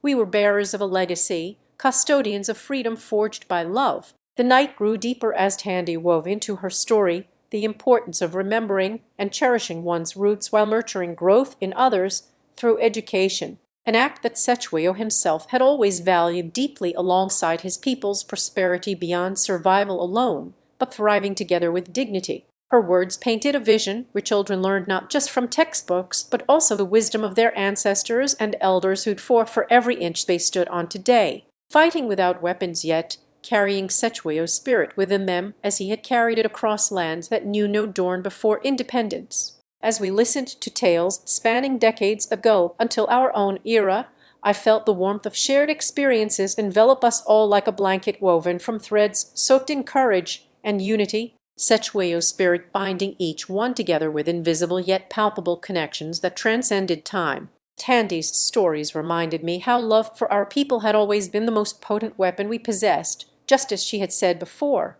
It was this very essence of togetherness and faith in ourselves and each other which would guide us through modern tribulations towards a future where freedom's sweetness could finally be fully tasted. As Tandy concluded her tales with reflections on the present day, I realized that as long as we held on to Sechueo's teachings, unity in diversity and strength found within our shared history of resilience against all odds, his spirit, as Tandy's words, settled in our ears like a gentle night breeze through open windows. Her stories of unity and strength began to weave into my consciousness as well. Each tale was both an echo from the past and a whisper for tomorrow's promise. In this tranquil twilight hour, where time seemed suspended just beyond our grasp, I found myself reflecting not only on Sechueo's legacy, but also pondering how his spirit lived through us all in every pulse of courage that beat within my chest and the steadfast gaze with which we met life's challenges together. In Chapter 18, The Echo of Resilience, I felt a sense of continuity as though Tandy had been sharing these stories for generations. Her mother's voice joining in from behind me was like the distant roll of thunder before rain showers. It promised growth and renewal. Her narratives were not merely recollections but lifeblood that flowed into our present, fueling an unwavering faith within us all to face whatever tomorrow might bring with a resilient heart. The tales Tandy recounted often touched upon the days following Sechueo's ascension, when hope flickered like candlelight in vast darkness. It was then that our people discovered strength by standing together, united against all adversaries through sheer will and love for one another. We learned from her stories how unity fortified us during times of strife. We would never again forget the power of a community bound not just by shared blood, but also by an undying commitment to each other's well-being. This was our unspoken covenant, and it echoed through Sechueo's teachings as he had passed his wisdom down. Throughout Tandy's tales of struggle and triumph against colonial powers who sought to dismantle every aspect that defined us, I heard the laughter and joy within her voice. She spoke with a passion for our people so profound it felt like each syllable was imbued with magic. The stories painted vivid scenes where children learned from elders not just about history, but also how to cherish their cultural roots while nurturing dreams that transcended the present, reaching into futures yet unseen. As Tandy wove her narrative thread through time and space with seamless grace, I realized our modern struggles paled in comparison. We had faced oppressors who would stop at nothing to break apart what made us unique. But nevertheless, here we stood together as a testament that Sechueo's spirit lived within each of us. We were the embodiment of his resilience, and our shared strength was proof enough that history is not just about dates or events etched on paper. It's alive in every heartbeat when one looks back with pride at ancestors who fought for freedom against all odds. They had taught their descendants to face the future as warriors of peace, wielding love and understanding like shields. As I listened intently, her stories reminded us that while our journey was still unfolding before us, we carried forward an unbroken lineage where each generation inherited not just tales but also a legacy imbued with the spirit to confront any hurdle head-on without fear. This unity of purpose and heart had been Sechueo's greatest gift, and as she concluded her stories for yet another night, I felt an undeniable sense that our bonds were not just familial or communal. They transcended time itself like the eternal flame passed down through generations. It was a beacon of hope against any encroaching darkness threatening to extinguish us. In Tandy's eyes, which mirrored back at me memories and dreams alike as she spoke her last words for tonight, I saw that the lessons from Sechueo were not merely about survival but thriving together in harmony. It was clear to us all by then. Her stories had become a tapestry of our shared past interwoven with hopeful threads projected into tomorrow's horizon. She believed we would carry forward his teachings as the guiding star leading toward freedom's sweetest taste, where every soul could finally revel in unbridled joy and fulfillment. And so, under her watch over our sleeping bodies cradled by pillows that smelled faintly of cedarwood, a scent reminiscent of the ancestral homeland's forests, I found my spirit dancing with Setchweos as his essence lingered in every peaceful as her voice began to slow and its melodic cadence mimicked a lullaby passed through generations. Tandy's tales wove themselves into our dreams like golden threads of warmth in winter's chill nights. The stories she told were rich with the essence of Setchweo Kar-Empand, his wisdom and valor that had become as much a part of us as we are to this land, where every whispering leaf spoke tales from times when freedom was but an echoed promise in the wind's sigh. In her stories by Nightfall's embrace, I heard Setchweo speak through Tandy with gentle authority and unwavering faith that our bonds were indeed eternal, as indestructible as diamond formed from pressure under a mountain of oppression. Each word she spoke carried the weight to anchor us firmly in unity, and though we gathered around her, listening intently by flickering candlelight which cast dancing shadows on our faces and hearts alike, there was an unmistakable sense that these stories were not merely for entertainment, but a sacred ritual passed down from Setchweo to Tandy, then us. The tales spoke of strategies born in the quiet corners of nature's embrace, where bravery and cunning danced hand in hand, their steps measured yet bold against colonial forces that once sought dominion over our land. We learned how Setchweo had forged an unbreakable alliance with neighbors who shared his vision, a world colored by the harmony of all people, regardless of skin or creed, and as Tandy narrated each tale under her breaths like incantations that held power to heal wounds past. In one such story told in hushed tones, she described how Setchweo had once faced his greatest challenge, the British forces with their might unmatched by any before them. Yet through unity and strategy born of respect for every voice within his camp and beyond its borders alike, they stood together, and from this union sprang a strength that would ripple forward in time to form our shared resolve against new storms threatening upon us. The quest for true democracy, where each person's dignity was paramount. It became clear as we listened night after silent night under her watchful care that Setchweo's legacy did not end with his battlefield prowess, but in empowering those who would carry forward our ancestors' dream. Our eyes closed together to the gentle rise and fall of Tandy's voice, a symphony leading us into realms where history embraced futures yet unwritten. Each story became an echo from Setchweo himself, urging his descendants not just towards survival, but towards flourishing in solidarity. As her stories drew to their final breath and our eyelids grew heavy like the sails of ships at dawn's first light, I felt this communion with history, a kinship that had been seeded by Setchweo's very spirit within us. His essence remained close even as she relinquished her hold on words for sleep. And when Tandy released the final tale into our collective consciousness, I noticed how deeply we slept, enveloped in blankets woven with colors of freedom and hope that were indistinguishable from one another. It was as if they too had stories to tell us through their soft embrace. In this land where history's heartbeats resonated beneath our pillows, Tandy's tales did not just speak but sang, a chorus of shared resolve and the promise that Setchweo himself might have listened in reverence as he once had with his people around him. They were stories that would guide us like constellations across night skies toward liberty's horizon. As dawn crept upon our sleeping forms, we awoke not just from rest, but to the continuation of an unbroken thread. For in those tales told by Tandy lay seeds sown deep within that would grow into pillars upholding generations yet dreamed about. With every tale spun and retold through our shared history, we embraced a future where joy was not just remembered but lived.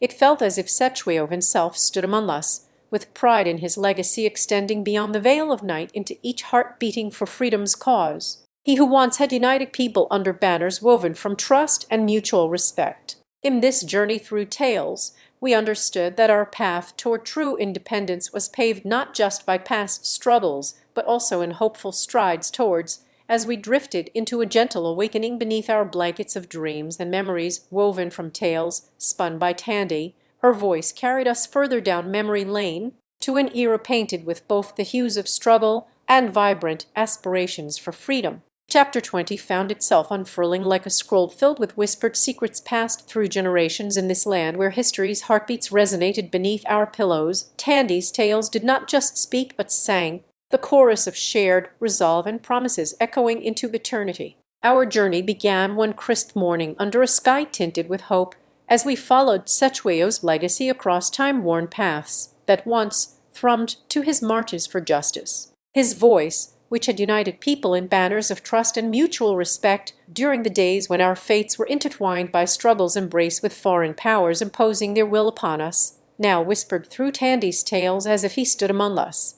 proud that his spirit lived on. One story in particular took hold of my heart and carried it forth into the night, or tale where Sechweo had called a grand council under an ancient baobab tree, its massive trunk standing firm like nature's testament to our resilience against adversity. The air was thick with anticipation as leaders from far-reaching corners of this land converged upon the sacred ground we all shared and call home today. For Sechweo believed in a united front, his gaze piercing through centuries to meet every face before him without distinction between friend or foe. The council commenced with each leader sharing their plight against colonial chains that sought to exploit our land's fertile riches and divide us by imposed borders designed not for unity but control or bitter taste of the freedom Sechweo had once fought so valiantly, a fight which would one day birth an independent nation. As they spoke in earnest tones about their people's sufferings, Candy wove her narrative thread with silken finesse around these shared grievances and dreams for tomorrow or future,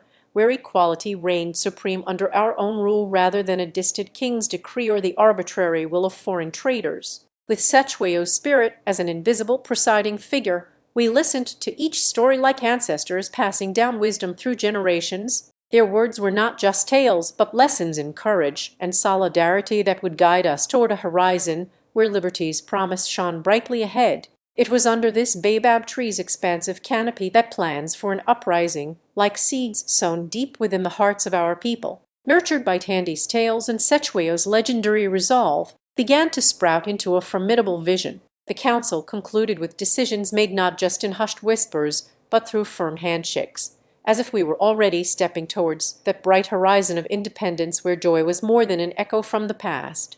It would be lived and cherished each day. Tandy's stories had sown seeds within us all, a shared vision for generations yet dreamed about blossomed into action, inspiring unity in diversity, as we envisaged ourselves standing shoulder to shoulder under our own banner of liberation. As the evening drew its cloak over the land and Tandy's voice grew softer with every word woven between us, her tales now a lullaby that cradled my thoughts into dream-filled slumbers, I found solace in knowing that each story recounted was not merely about what had been, but rather an invitation to shape our future. It felt as if Sechweo's legacy extended beyond the veil of night and time itself, his essence resonating within every heart beating for freedom's cause, a torch passed on through Candy from one generation to another with pride in its glowing flame that would illuminate our path toward true independence. And so it was here we lay as dawn crept upon us once more, not just awakening, but embraced within an unbroken thread of shared history and hope, a continuum where every tale told by Tandy had sown the pillars upholding generations yet dreamt about. With her stories, intertwined with our very souls, we understood that this journey through tales was not merely one toward remembering but living, for each word spoken beneath these blankets of history and heartbeats carried us closer, as our shared dreams gave way to tender awakenings and whispered secrets of freedom danced softly in their corners. We found ourselves wrapped once more within Tandy's embrace on this new Dorner day, not unlike countless others that had come before. Yet there was a palpable change hanging like mist among the fresh air.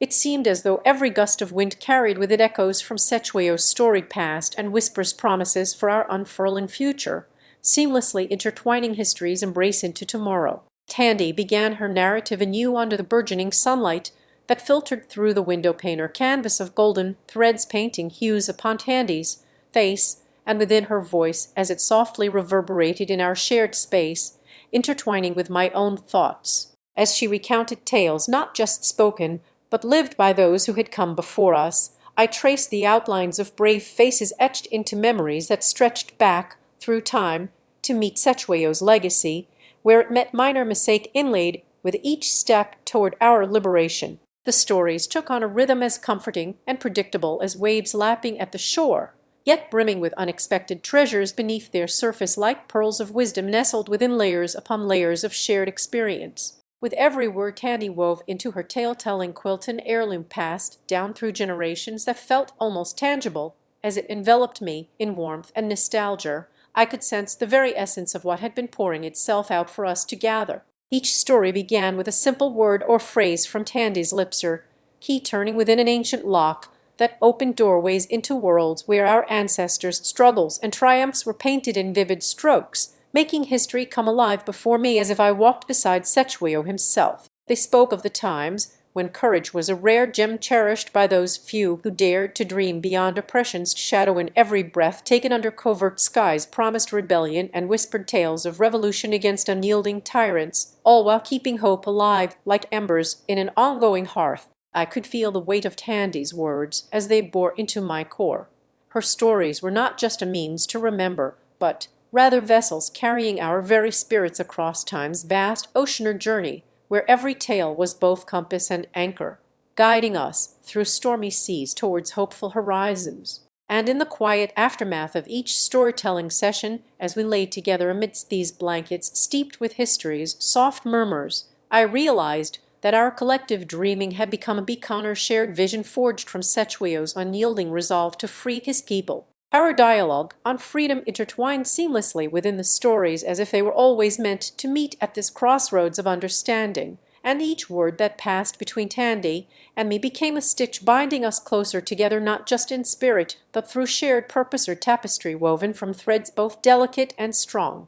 As she narrated tales where voices rose for justice with songs as their soundtrack to bravery, I'd understood our path forward wasn't merely one of remembering the past, but actively shaping a future that mirrored Setchwayo's enduring legacy or testament, not only to freedom won, but also dignity and pride reclaimed. The stories carried with them lessons as timeless as stars, teaching us about kinship forged in adversity's crucible and love born from sacrifice.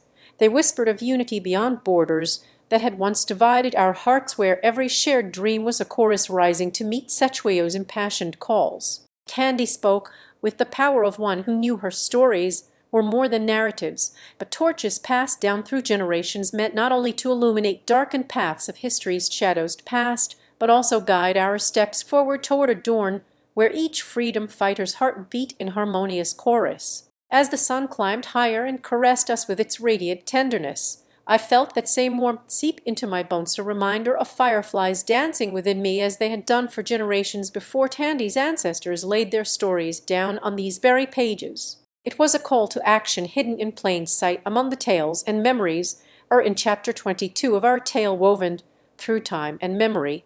We delve deeper into Tandy's journey as she embarks on a quest not just across physical lands, but within herself, to honor Setchwayo's legacy with her own life choice or testament, that every heartbeat is synchronized in the symphony of freedom. Tandy now stood atop an ancient baobab, its gnarled roots like hands clutching centuries' worth of wisdom into one steadfast form. The sun hung low on the horizon, as if to embrace her silhouette with a golden hue that whisper promises of renewal and growth, a perfect backdrop for Tandy's reflection upon paths taken, yet those untrodden before them lay open in their hearts like an invitation from fate itself. As the wind danced through reeds by her side, it carried to her ears echoes not just of Setchwayo's battle cries, but also wisps the voices of ancestors who endured hardships she had yet to face and dreamt about conquering in their own ways as a testament. Tandy knew this was more than mere tradition.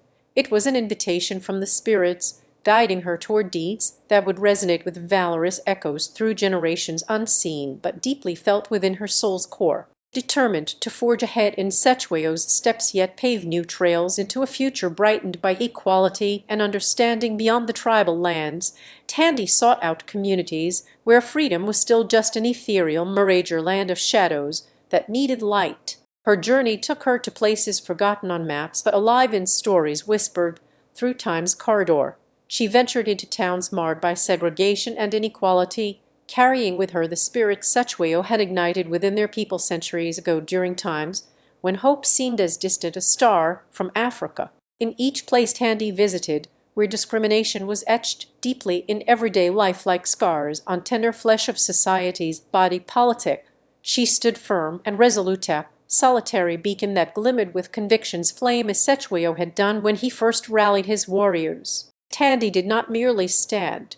She walked amongst her people like a breath of fresh air they were longing to inhale deeply, sharing the strength found within unity and mutual respect that transcended their differences. With each encounter a shared meal under starlit skies, with strangers, once divided by unseen barriers, or impromptu gatherings where music melded disparate voices into a chorus of solidarity, she sowed seeds for change in fertile soils that yearned to be tilled. Her presence was the gentle rain upon parched lands. Her words were droplets feeding roots deep below with nutrients sauced from ancient wisdom and present courage, or harmony resonating within every heartbeat, a symphony of freedom's melody playing in unison as one throughout South Africa. Candy's efforts reached beyond the mundane tasks that needed doing. Her hands crafted murals on drab walls portraying vibrant images inspired by Setchwayo and his warriors, tales told not with brushes but through actions, or dance here for a community celebration, or weaving together blankets to comfort those sleep-deprived from the weight of injustice. Every action was like thread on her loom, every choice spun into stories that wove themselves around hearts and minds, binding them closer as they remembered their shared humanity reflected back at each other with clarity found only through embracing diversity's embrace. As night's curtain fell upon Tandy one evening after a day spent planting trees in urban deserts to green the concrete jungles, her spirit was buoyant, like lantern light that cut across darkened ski. Stars themselves seemed more alive underneath, as if acknowledging the beauty of their efforts. The air hummed with an energy born from sowed dreams and nurtured seeds. They had watered those very grounds where once silence reigned, now a garden thriving in defiance against division's shadow, a living memorial to freedom's endeavor that bloomed brighter each day. And when the sun greeted them anew at dawn following this chapter of their journey, it did so with warmth not just for bodies but souls as well.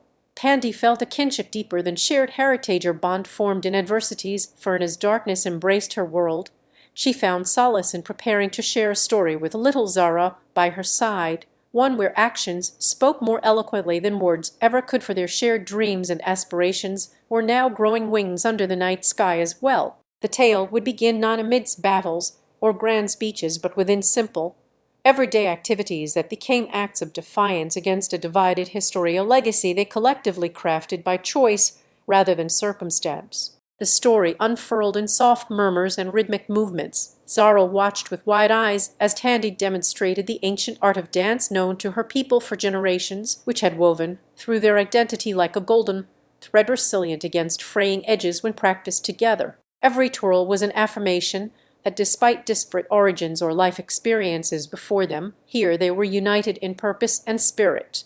Every step spoke of the common pulse beating beneath diverse hearts as one entity under moonlit Skeezer community celebration without need for grandiosity, because their joy stemmed from simply being together. Tonight's dance would culminate with a communal feast, wherein each person contributed something unique to the shared table.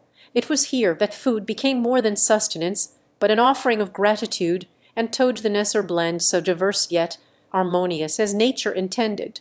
As Tandy helped Zara prepare dishes passed down through her family's generations, she explained how these flavors carried stories within each spice jar, tales that transcended spoken language to touch souls in a manner no other medium could match, a recipe not just for nourishment, but also healing. Once the feast was shared and bellies were filled with warmth from more than food alone, Tandy turned her attention towards weaving comfort into blankets that would wrap Zara through countless nights yet to come. Thread by thread she worked at her metaphor for their collective journey, woven together as they had chosen this path themselves. Every loop and knot was a testament to the strength found in solidarity. Each fabric stitched with love combated not only sleep deprivation but also fear of what divisions could fray at any moment.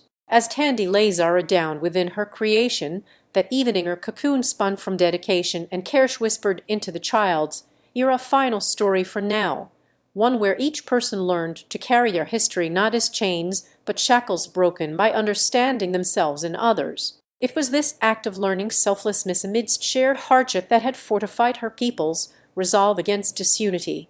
It reminded them always what truly mattered, their collective humanity and the unwavering bond formed through trials, overcome together, forging a kinship deeper than mere blood or land. And when dawn's first light caressed their faces asleep in blankets of togetherness under Tandy's watchful eye, it was warmth, not just from the sun, but also emanating within each heart, souls enlivened by a dream planted today that would bloom tomorrow. The air vibrated with their silent promise to nurture this garden of diversity, an oasis in urban vastness where echoes of laughter and shared stories grew like the very trees they had sown into fertile earth, or legacy for Zara's generation born from perseverance that would stand defiantly against division's shadow. In this place, where night became day, Tandy felt a profound connection to every soul sharing her journey towards freedom and understanding.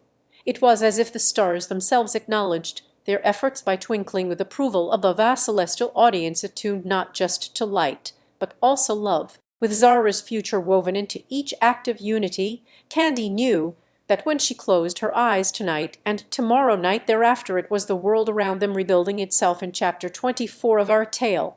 As Zara nestled deeper into sleep beneath Tandy's watchful gaze, her tender warmth suffused her dreaming mind like a sunbeam dancing through parted curtains on an early spring morning. Her father's voice echoed in the backdrop of her reverie. He spoke to Zara not as she lay snug within her bed, but rather when they all sat together beneath that same sky, sharing stories by their campfire, a daily ritual where tales were currency and laughter a bridge spanning generations. "Remember, Papa," would say with his eyes twinkling brighter than the fire's flames as Zara listened intently to her grandfather's narratives of ancient times, "our unity is our greatest strength." His stories often began at dawn when he set forth into their world or mosaic city, where every street corner hummed with diverse souls and cultures. Yet it wasn't always so serene within Tandy's realm.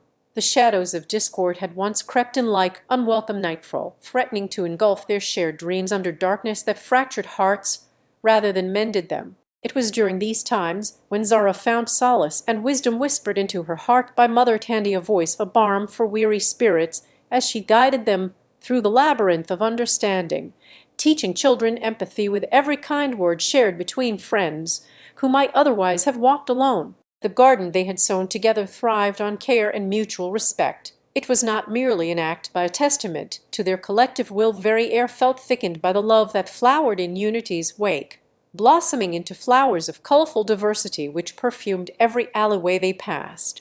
As Zara dreamt on her bedspreads, embraced today and tomorrow night after day, she envisioned their garden growing ever more lush, a verdant haven where the once barren patches had transformed into fields of hope that stood as monuments to resilience against adversity's frost. Within her dreaming mind's eye, Zara saw herself at this very moment in time standing beside Tandy, and a sea of face, each one different yet the same in their shared resolve for harmony amongst diversity, where every handshake was like rain that nourished growth beyond mere survival. It had been an arduous journey, but as Zara's family ventured forth to greet each new day under Tandy's steady leadership, they were akin to the perennial flowers blooming after winter withers away, their roots entwined in shared resolve and branches reaching out towards tomorrow. And though night sometimes seemed an unending stretch of velvet, it was also within these quiet hours that Zara found herself most awake to her world's heartbeat, her pulse synchronized by the collective dreaming for a future where differences were celebrated as strength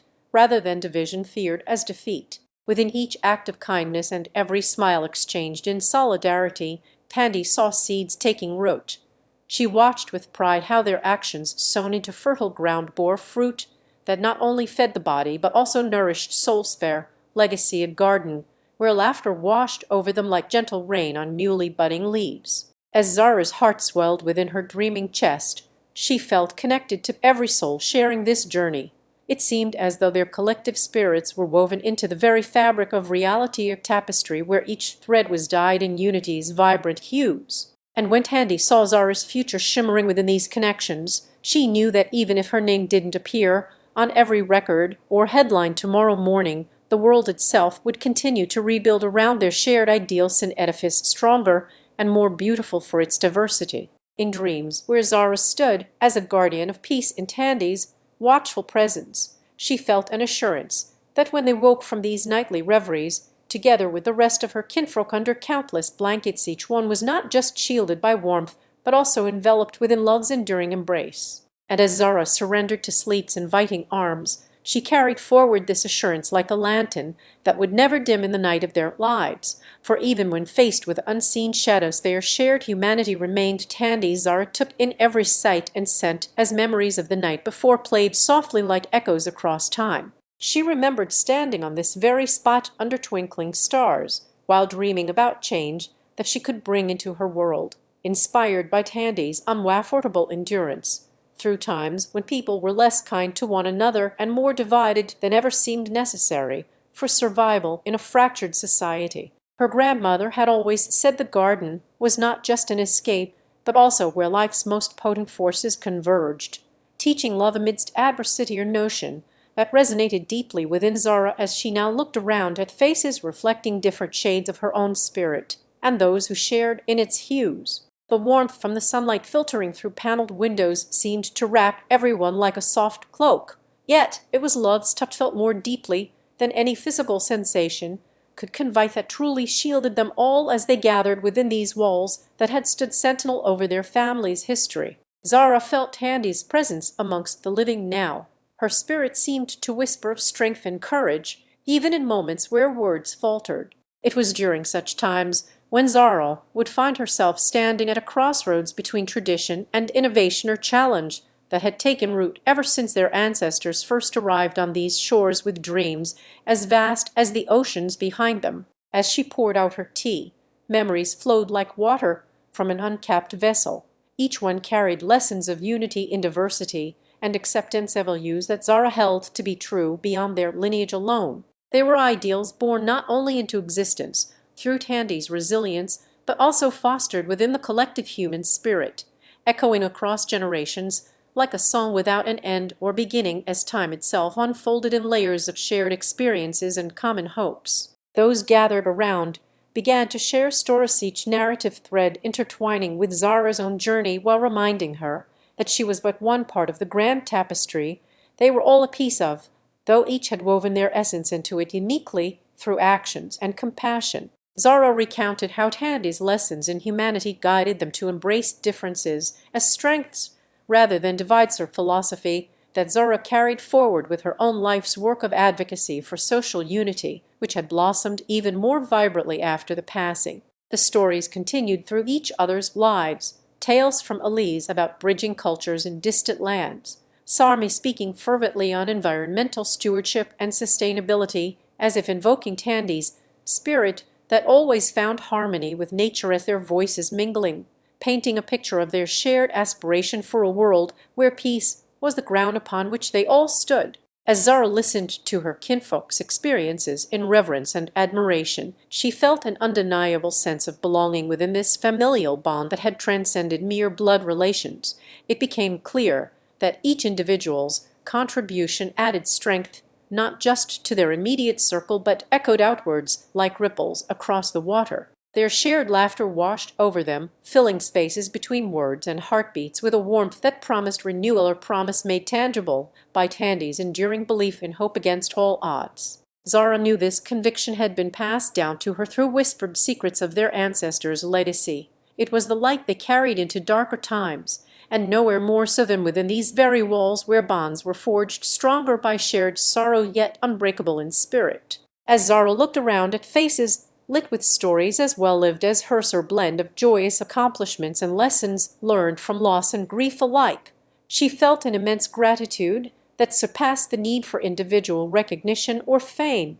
It was a communion rooted in respect and unspoken understanding. As dusk settled upon their gathering like a gentle quilt atop the earth's shoulders, Zara and her kinfolk found themselves enveloped in tales of old kind that seemed to be spun from threads more ancient than time itself. Each story was not merely an escape into fantasy, but rather mirrors reflecting lessons etched onto their very souls by experiences hard-won or learned with joyous ease, depending on the tale's nature and its teller's life journey thus far. Zara listened intently as Near spoke of her travel across seas to lands where cultures melded in a kaleidoscope of vibrant traditions, her testament not only to human endurance, but also the beauty found within diversity and shared histories, much like their own. Her story was punctuated with laughter that seemed as natural and necessary as breathing itself when she recounted her narrow escape from a storm at sea. It felt in Zara's heartbeat echoes of Tandy's resolve against the tempestuous winds and enduring spirit passed down through generations. The evening wove on, and so too did their stories intertwine with each other like vines along an ancient trellis. Adele shared her pilgrimage to mountains where she stood in awe of nature's grandeur amidst silence that spoke volume as a reminder for all present how the natural world was not just around them but within and part of their very essence. The tales flowed like honey, sometimes sweet with triumphant feats accomplished under her guidance or somber from trials faced when she stood as a pillar against prejudice in times where discord threatened to upend unity's foundation. And then there was Coffee, or storyteller, who danced through his own narrative like an artist, with colors painting pictures of the past that sparkled brighter than any gem mined from earth's depth. He spoke not only of family and friendships, but also of a world where each person's role mattered as much to their shared tapestry as threads do in weaving it. Told for a reminder for Zara too, about the value within her reach that transcended beyond mere ancestral lineage or blood. As tales turned from daylight memories into night's embrace and eyes grew heavy with the weight of stories told and yet to be shared, a soft murmur arose her collective voice, reminding them all how these legends were not just narratives, but lifelines that connected each generation's heartbeat. Zara knew this was more than mere folklore. It was wisdom wrapped in experience clothed by the hands of their ancestors, and whispered to her through the very walls they sat within, where shadows danced along with memories, both bright and dim like stars twinkling amidst night's embrace. Their laughter became a chorus that sang lullabies into Zara's heart, her promise of renewal made tangible by the enduring hope she felt in their shared stories, echoing Tandy's timeless belief and casting light upon paths both trodden and yet untouched. It was within these tales where her spirit found kinship with others, a communion rooted not just in respect but in understanding that transcended language or expression, or silent dialogue between souls bound by the common thread of humanity, weaving through history's fabric like golden strands linking hands across ages. So Zara leaned forward as another story unfolded before her, feeling herself part of a legacy more profound than she had ever fathomed, a lineage not just inherited but lived and breathed within each word spoken to the gathering around her. As tales spun onward with night's advance, they etched themselves into Zara's heart like ink upon parchment, a chronicle of souls that danced beyond their immediate presence, their testament to lives well lived and lessons learned where joy met sorrow head on. This evening was not an end, but the closing chapter on one journey, for tomorrow would bring new tales, when Zara herself might find her voice within this chorus of shared experiences, a reminder that each person's story adds strength to their immediate circle as well as resonates through time like ripples across water. As night's mantle drew nearer and the hour grew late, they all felt an immense gratitude for one another, a bond neither forced nor fractured by distance or difference, but instead solidified in respected silence, where stories breathed life into legacies, promise of enduring peace amongst kin under shared skies. And as Zara looked around, Zara stood by a fire pit as she listened to elders recount stories from times when their forebears first trod upon these very lands that now cradled them under night's embrace, an era before the world knew of empires or kings, where kinship was not simply familial, but communal, and nature itself a guardian spirit. Elders spoke of an ancient tree planted by their ancestors. This grand oak stood tall near what is now Old Town Square, as if it were still rooted firmly in the past soil, or silent sentinel to countless generations that had come and gone, each leaf a whisper from times when people lived with nature's heartbeat. Zara felt an ancestral connection through her fingertips tracing imaginary bark patterns on air as she pictured herself under the oak's wide embrace during twilight years, her own children playing in its shade, laughter melded with rustling leaves like a symphony of innocence. She learned about the Great War through stories passed down by her grandfather's side, tales where resilience and loss danced hand in hand within families torn apart asunder while brother fought against brother in distant lands, or conflict that washed over Europe, leaving scars so deep they were felt even across oceans. Zara's great-uncle had shared a story of bravery under fire at Verdun. He spoke with fondness and sorrow how camaraderie among soldiers blossomed like flowers amid the bloody soil, or testament to human spirit, where hope flourished despite adversity's shadow that stretched over generations. As night progressed into a velvet blanket streaked by silver stars above, tales of cultural renaissance filled Zara's ears with vibrant colors painted on canvases and songs composed in the heartbeats between notes, times when art thrived as expression beyond survival, echoing through Europe's cobblestone streets. She imagined herself amidst that flourishing era, her hands guiding brushes to life over blank canvas, just like a master painter of yore who once taught under the same moonlit sky where she now stood. Her legacy not only inherited, but lived and loved, as Zara's ancestors had done. She was swept away by tales from before great cities took shape, when skylines were drawn across Horizon 1 for 89,470 to X-ray 53 https://openeye.com light of stars, with no artificial glow, where the rhythm of life danced to nature's unchoreographed cadence. Ere time, she felt like a child playing in an endless meadow by day and communing beneath constellations that told stories as old as sky itself at night.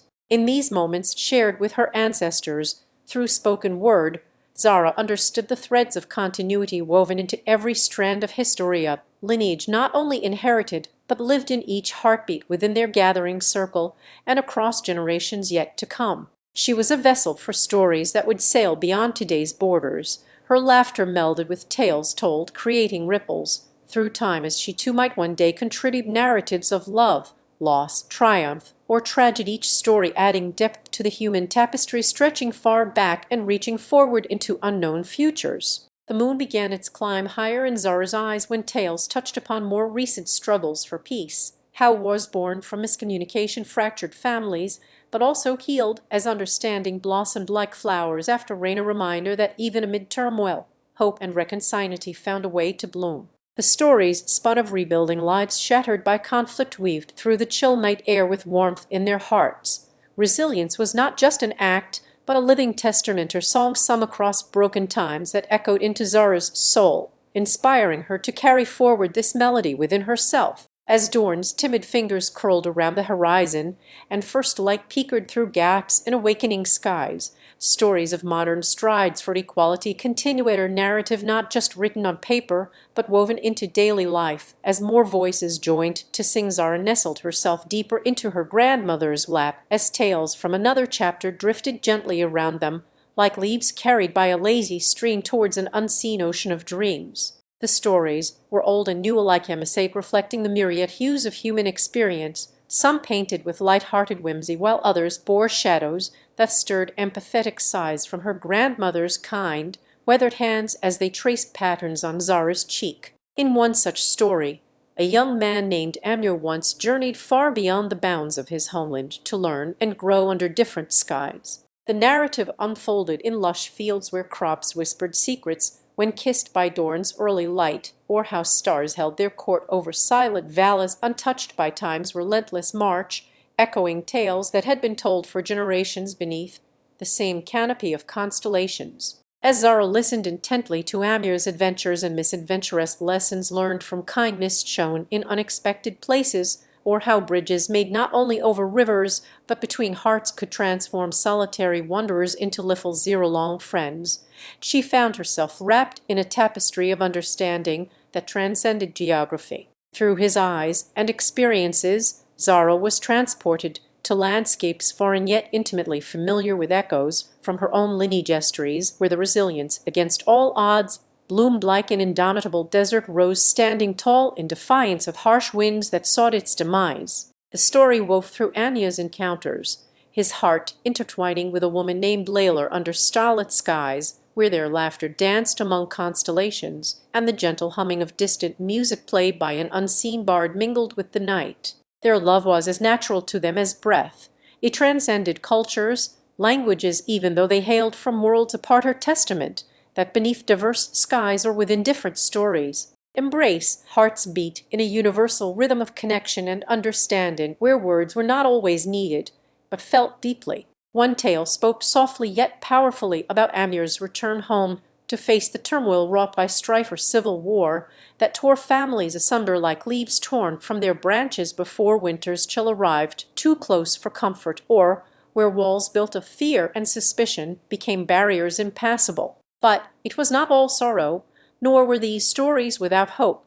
The narrative embraced a quiet hero named Carlet who sowed seeds amidst ruins with patience life that taught by ancient trees standing witness to countless seasons. Cyclists or belief in renewal and rebirth whispering through every act of kindness. Carlet's courage bloomed into communities where people, once divided against themselves, but now united for the common good under a shared dream, rebuilt lives not just with bricks and mortar, but also hope woven strong as steel cables, supporting bridges over chasms wide enough to separate worlds yet somehow connected by threads of humanity. They learned that when one voice sings in harmony, it creates an anthem so powerful even the stars above pause to listen, a melody composed not only on paper, but etched into bones and souls with love as its chorus. In these stories lay Zara's inheritance, a legacy of strength found within tales that taught her about life beyond herself, guiding hands extended through time, offering lessons in empathy, courage, resilience, and above all else,